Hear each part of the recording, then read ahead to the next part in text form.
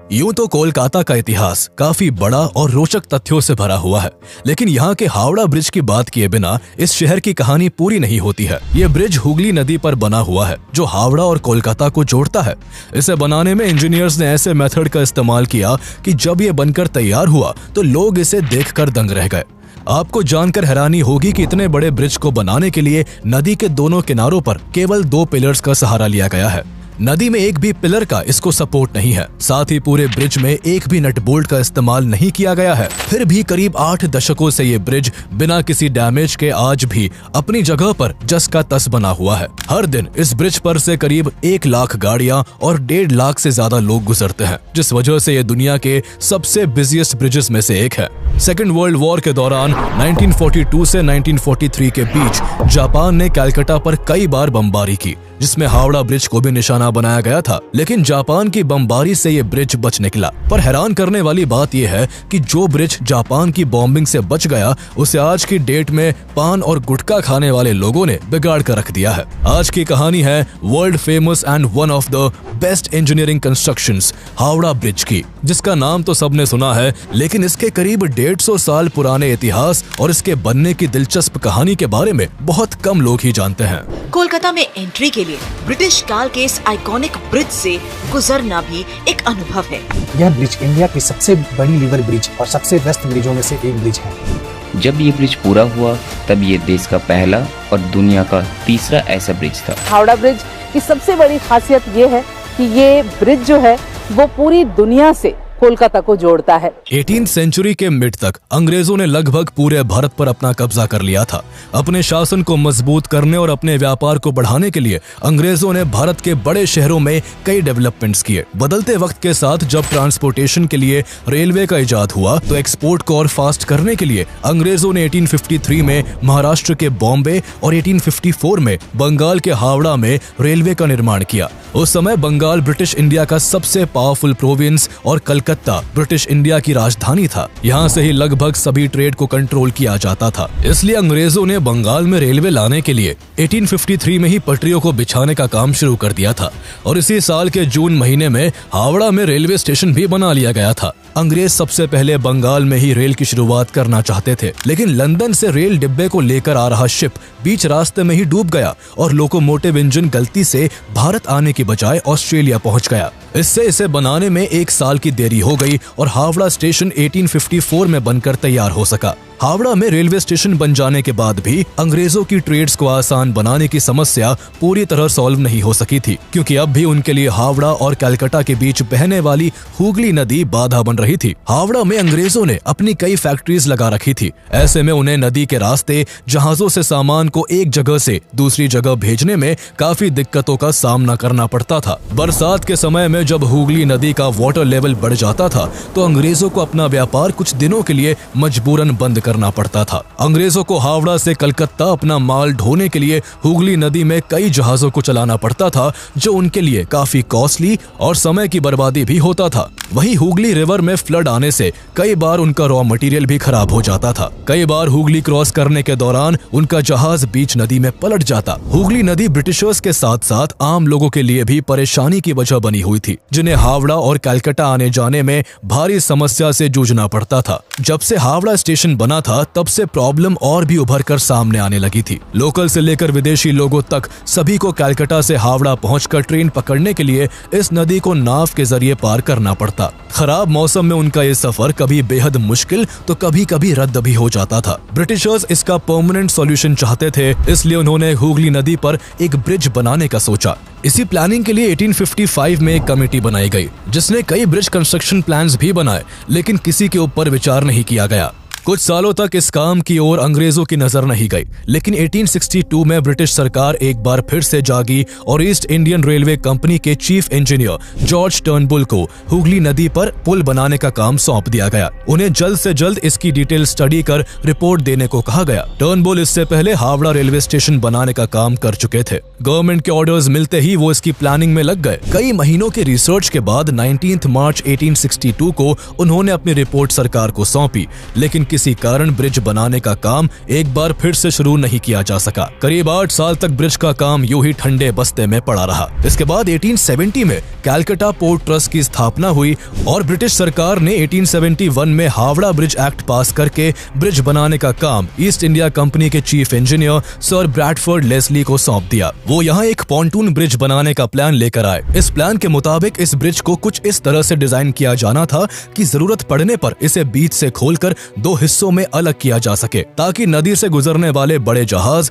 इससे टकराए बिना आसानी से गुजर सके। पॉन्टून ब्रिज का प्लान सरकार को बहुत पसंद आया और तुरंत इसे पास कर दिया गया। दरअसल पॉन्टून ब्रिज पानी में तैरते पीपों के ऊपर बना एक ब्रिज होता है, जिसका इस्तेमाल अक्सर किसी इमरजेंसी के वक्त किया जाता है। क्योंकि हुगली नदी काफी टाइडल है और जब भी यहाँ ज्वार भाटा आता है तो इसके पानी में काफी उतार चढ़ाव देखने को मिलता है। इस ब्रिज का ये फायदा होता है कि नदी का जल स्तर जब ऊपर नीचे होता है तो ये पॉन्टून ब्रिज उसके साथ ही खुद भी ऊपर नीचे होता रहता है। आदेश अनुसार पॉन्टून ब्रिज पर काम शुरू किया गया। इस ब्रिज को बनाने के लिए ब्रिज के पार्ट्स ब्रिटेन से बनकर आते, जिन्हें कैलकाटा में ही असेंबल किया जाता। इसे बनाने के दौरान 20 मार्च 1874 को कलकत्ता में भयंकर साइक्लोनिक स्टॉर्म आने के कारण इस ब्रिज को काफी नुकसान पहुंचा। इसके कुछ ही समय बाद एगेरिया स्टीमर इस ब्रिज से टकरा गया, जिस कारण इसके 3 पॉन्टून पानी में डूब गए और इस ब्रिज का करीब 200 फीट हिस्सा डैमेज हो गया। ऐसी तमाम चुनौतियों को पार कर 1874 में आखिरकार ये ब्रिज बनकर तैयार हो गया। इस ब्रिज को बनाने में लगभग 3 साल का वक्त लगा और करीब 22 लाख का खर्चा आया। यह पॉन्टून ब्रिज 1528 फीट लंबा और 62 फीट चौड़ा था। इस पर आम लोगों के चलने के लिए 7 फीट का रास्ता भी बनाया गया, जिसे 17 अक्टूबर 1874 को सभी के इस्तेमाल के लिए खोल दिया गया। इसके बाद हुगली नदी से जब भी कोई बड़ा जहाज गुजरता तब इस ब्रिज को बीच से खोल दिया जाता था। इस तरह काम तो चलने लगा था, लेकिन ब्रिटिश गवर्नमेंट ने इसे टेम्पररी इस्तेमाल के लिए बनवाया था। इसके बनने के बाद हावड़ा और कलकत्ता के बीच ट्रैवल करना काफी आसान हो गया था। इस ब्रिज का इस्तेमाल लाखों लोगों के द्वारा किया जाने लगा। लगातार अपनी कैपेसिटी से कई गुना अधिक भार झेलने के कारण धीरे धीरे ये ब्रिज कमजोर पड़ने लगा। लेकिन ब्रिटिशर्स ने इसकी हालत पर कोई ध्यान नहीं दिया और आगे भी कई सालों तक इसे इस्तेमाल किया जाता रहा। गाड़ियों और लोगों के लिए हुगली नदी पार करने के लिए पॉन्टून ब्रिज तो रास्ता दे चुका था, लेकिन अब भी कैलकाटा की कनेक्टिविटी रेलवे से नहीं हो पाई थी। ब्रिटिश गवर्नमेंट कैलकाटा को दूसरे स्टेट्स के शहरों से रेलवे द्वारा कनेक्ट करना चाहती थी। रेलवे ब्रिज के डिजाइन और उसकी प्लानिंग का काम भी पॉन्टून ब्रिज को बनाने वाले chief engineer Sir Bradford Leslie को सौंप दिया गया। लेस्ली ने इस काम में अलेक्जेंडर मेडोज रेंडल का साथ लिया और दोनों ने मिलकर डिजाइन तैयार करके इस ब्रिज के चीफ इंजीनियर आर्थर जॉन बैरी को सौंप दिया। 1882 में इस ब्रिज को बनाने का काम शुरू कर दिया गया और 1887 में यह बनकर तैयार हो गया। इस साल महारानी विक्टोरिया के शासन के 50 साल पूरे हो रहे थे और ब्रिटिश ऑफिसर्स इसे गोल्डन जुबली ईयर के रूप में सेलिब्रेट करना चाहते थे। इसी वजह से इस ब्रिज का नाम जुबली ब्रिज रख दिया गया। रेलवे ब्रिज बन जाने के बाद भी पॉन्टून ब्रिज का लोड कम नहीं हो सका था और 20th सेंचुरी की शुरुआत तक इस ब्रिज पर बैलगाड़ियों का लंबा जाम लगने लगा था। उस वक्त ब्रिटिश इंडिया की कैपिटल सिटी होने के साथ साथ कैलकाटा इकोनॉमिक सेंटर भी बना हुआ था, जिस वजह से यहाँ लोगों की भीड़ बढ़ चुकी थी। इस बढ़ती भीड़ से पॉन्टून ब्रिज बुरी तरह इम्पैक्ट हो रहा था। सामान से लदी कई बैलगाड़ियां रोज इस ब्रिज पर घंटों खड़ी रहती थी। इतना भार उठा पाना इस ब्रिज के लिए इम्पॉसिबल हो चुका था। 1905 में एक्सीडेंट के खतरे को देखते हुए ब्रिटिश गवर्नमेंट ने इसका टेक्निकल इंस्पेक्शन करवाया, जिसमें ब्रिज की बेहद खराब स्थिति का पता चला। ब्रिज की ऐसी कंडीशन को देखते हुए जल्द ही एक नए ब्रिज के कंस्ट्रक्शन पर सरकार को ध्यान देने के लिए कहा गया। इसके बाद ब्रिटिश गवर्नमेंट तुरंत हरकत में आ गई और नए ब्रिज के कंस्ट्रक्शन के लिए उसकी प्लानिंग और डिजाइन तैयार करने में जुट गई। अगले ही साल 1906 में पोर्ट कमीशन ने ईस्ट इंडियन रेलवे के चीफ इंजीनियर R.S. हायट और कलकत्ता कॉर्पोरेशन के चीफ इंजीनियर W.B. मैकेब की अध्यक्षता में एक कमेटी बनाई। उन्हें हुगली नदी पर एक नए ब्रिज के प्लान्स को रिव्यू कर उन पर डिटेल रिपोर्ट देने को कहा गया। दोनों ने कुछ महीनों में इस पर रिपोर्ट तैयार कर ब्रिटिश गवर्नमेंट को सौंप दी। कमेटी ने अपने रिपोर्ट में 6 तरीके के ब्रिज बनाने के सुझाव पोर्ट कमीशन को भेजे थे, जिसमें टनल ब्रिज से लेकर फ्लोटिंग ब्रिज का सुझाव भी शामिल था। सभी 6 सुझावों पर गहन विचार किया गया। ब्रिज के कंस्ट्रक्शन, फाइनेंशियल एस्पेक्ट और ट्रैफिक पोटेंशियल को देखते हुए यहाँ फ्लोटिंग ब्रिज बनाने का निर्णय लिया गया। इसके बाद पोर्ट कमीशन ने इस नए फ्लोटिंग ब्रिज के डिजाइन एंड कंस्ट्रक्शन के लिए टेंडर निकाला, जिसमें 23 कंपनीज को शॉर्टलिस्ट किया गया। इन कंपनीज को ब्रिज की डिजाइन बनाकर कमेटी को सौंपना था और सबसे बेस्ट डिजाइन बनाने वाली कंपनी को 3000 पाउंड का इनाम मिलना था। इन सभी कंपनीज ने अपनी डिजाइन्स को सबमिट किया, जिसमें से कमेटी को एक जर्मन कंपनी की डिजाइन पसंद आई, लेकिन उसे भी लोकेशन के हिसाब से अप टू मार्क ना मानते हुए ड्रॉप कर दिया गया। जहां नए ब्रिज पर प्लानिंग चल रही थी, तो वही बंगाल उस समय एक बड़ी राजनीतिक उथल पुथल से गुजर रहा था। लॉर्ड कर्जन के बंगाल पार्टीशन के फैसले के बाद हो रहे आंदोलनों के कारण नए ब्रिज के कंस्ट्रक्शन का काम शुरू नहीं हो सका। कई सालों तक ब्रिज का काम इसी तरह अटका रहा और साल 1911 आ गया। इस साल अंग्रेजों ने कलकत्ता की जगह दिल्ली को भारत की राजधानी बनाने का निर्णय लिया। राजधानी चेंज होने के कारण एक बार फिर पुल के कंस्ट्रक्शन का काम शुरू नहीं हो सका। पुल के काम में अड़ंगा डालने की रही सही कसर को फर्स्ट वर्ल्ड वॉर ने पूरा कर दिया, जिसके चलते 1914 से लेकर 1918 तक British government first world war में उलझी रही, जिस कारण अंग्रेजों का ध्यान उस ओर नहीं जा सका। इस दौरान 1917 में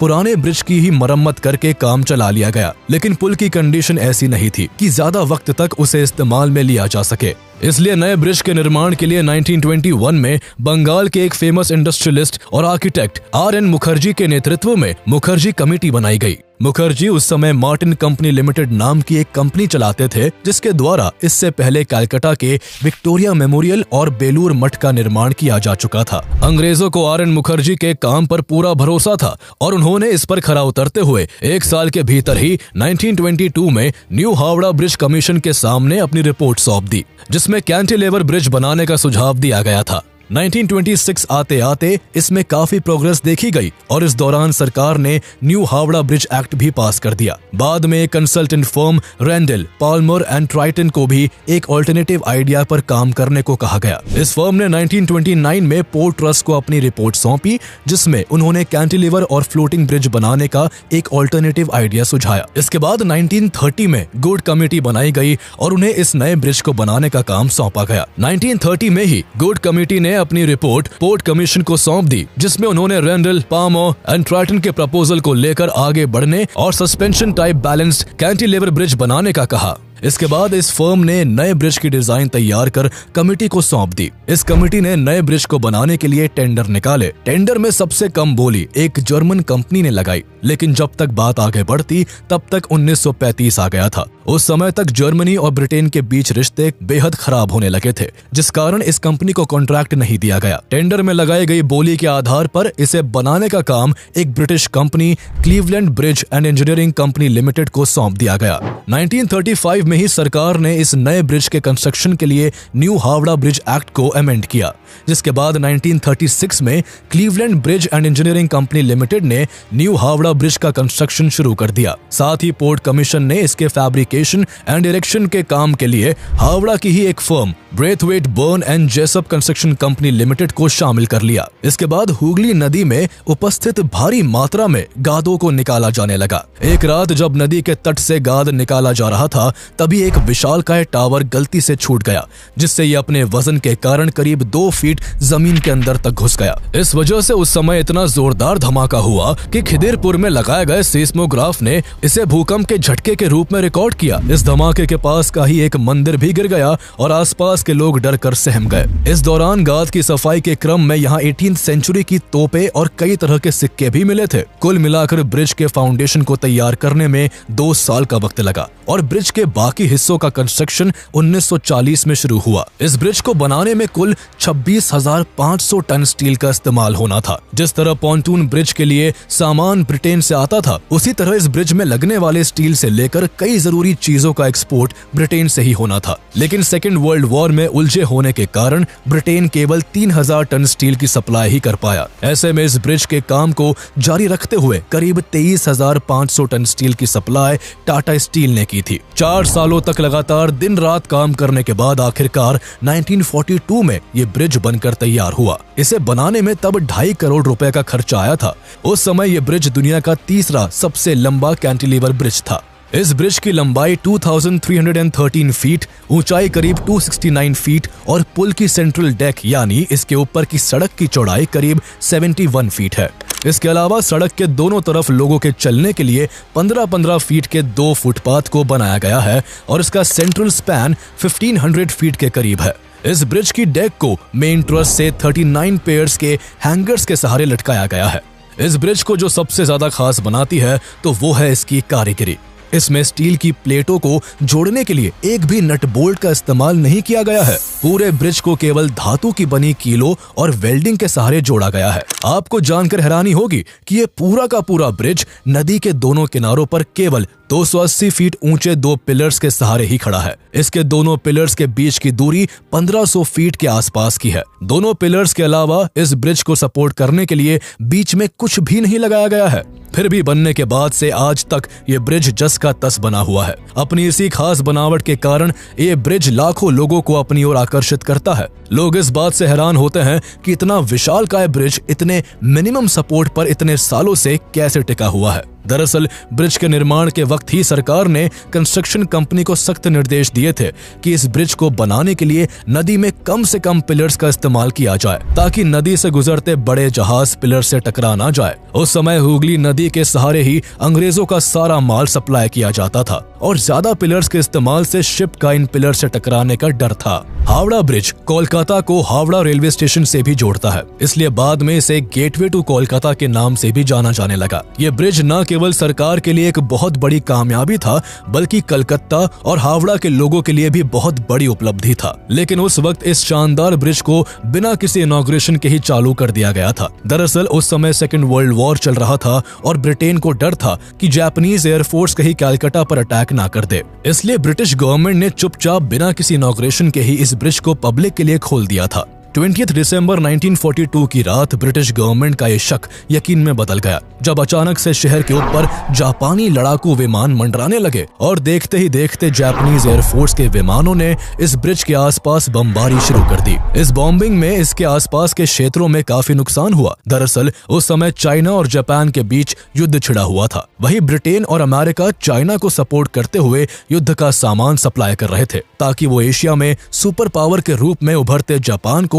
काउंटर कर सके। चाइना को वेपन सप्लाई के लिए उस समय एक ही रास्ता था जो भारत से होकर जाता था। जापान की नजर अमेरिका और ब्रिटेन की इसी सप्लाई चेन को तोड़ने पर थी। उस समय हावड़ा ब्रिज के ठीक बगल में ही एक फेमस पोर्ट हुआ करता था। जापानीज एयरफोर्स हावड़ा ब्रिज के साथ साथ इस पोर्ट को भी तबाह करना चाहती थी, लेकिन जापानीज एयरफोर्स ने काउंटर अटैक के डर से हमला रात के वक्त किया। रात के अंधेरे में जापानीज एयरफोर्स का निशाना चूक गया और बम हावड़ा ब्रिज की जगह एक होटल पर जा गिरा, जिससे आसपास के क्षेत्रों में तो काफी हानि हुई, लेकिन किस्मत से हावड़ा ब्रिज को कोई नुकसान नहीं पहुंचा। सेकेंड वर्ल्ड वॉर खत्म होने के करीब 2 साल बाद 1947 में भारत अंग्रेजों से आजाद हो गया और हावड़ा ब्रिज का मालिकाना हक भारत के पास आ गया। आजादी के बाद इस ब्रिज का इस्तेमाल काफी बढ़ गया था। उस समय कलकत्ता और हावड़ा को कनेक्ट करने के लिए ये एकमात्र ब्रिज हुआ करता था। 1993 से पहले तक इस ब्रिज पर ट्रैम भी चला करती थी, लेकिन अन्य गाड़ियों से पड़ने वाले बेतहाशा लोड के कारण